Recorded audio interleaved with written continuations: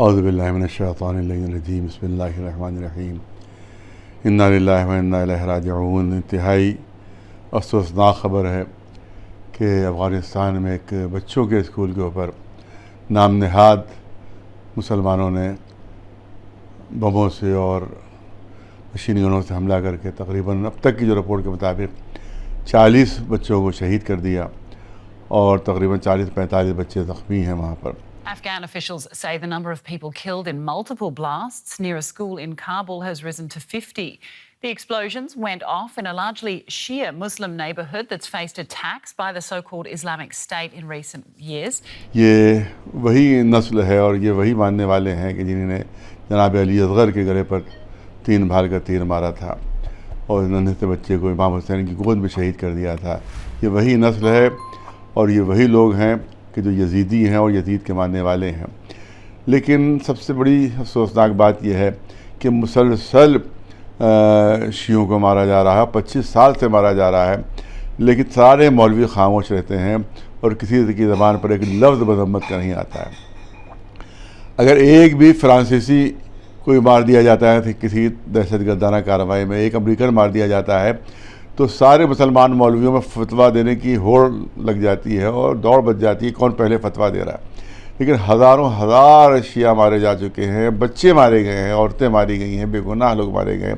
لیکن ان کی زبان پر، ان منحوس اور خبیث مولویوں کی زبان کے اوپر اور ان یزیدی مولویوں کی زبان کے اوپر آج تک کبھی مذمت کا ایک لفظ نہیں آیا، چاہے وہ ہندوستان کا مولوی ہو، چاہے وہ پاکستان کا مولوی ہو، چاہے وہ عرب کا کوئی مولوی ہو یا اور کسی ملک کا اسلامی مسلمان مولوی ہو، ایک لفظ اس کی زبان کے اوپر مذمت کا نہیں آتا ہے۔ یہ منحوس اور خبیث جب ان کے اوپر ان کی پٹائی ہوتی ہے تو یہ بہت مظلوم بن جاتے ہیں اور بالکل چوہے بن جاتے ہیں، ارے بڑا ظلم ہو رہا ہے، لیکن ان سے بڑا ظالم کوئی نہیں ہے۔ جب ان کو طاقت ملتی ہے اور ان کو اسلام ملتا ہے تو یہ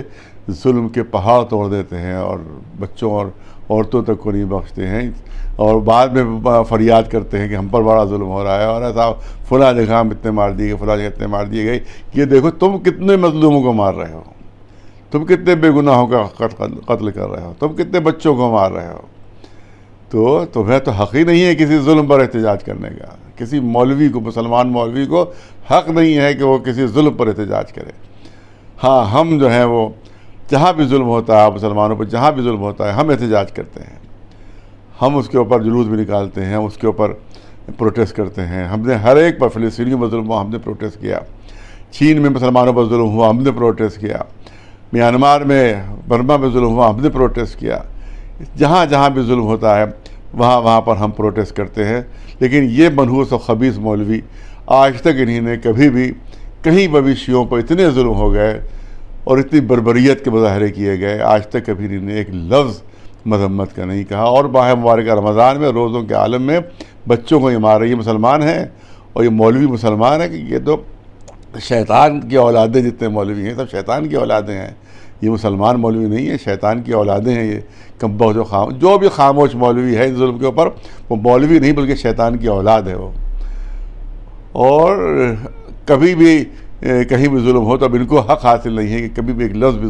جو ہے وہ احتجاج کر سکیں، ایک لفظ بھی پروٹیسٹ کر سکیں، کیونکہ کبھی خود یہی ظالم ہے، سب سے بڑے ظالم خود یہی ہیں جو اس طرح سے ظلم و بربریت کے پہاڑ توڑ رہے ہیں۔ لہذا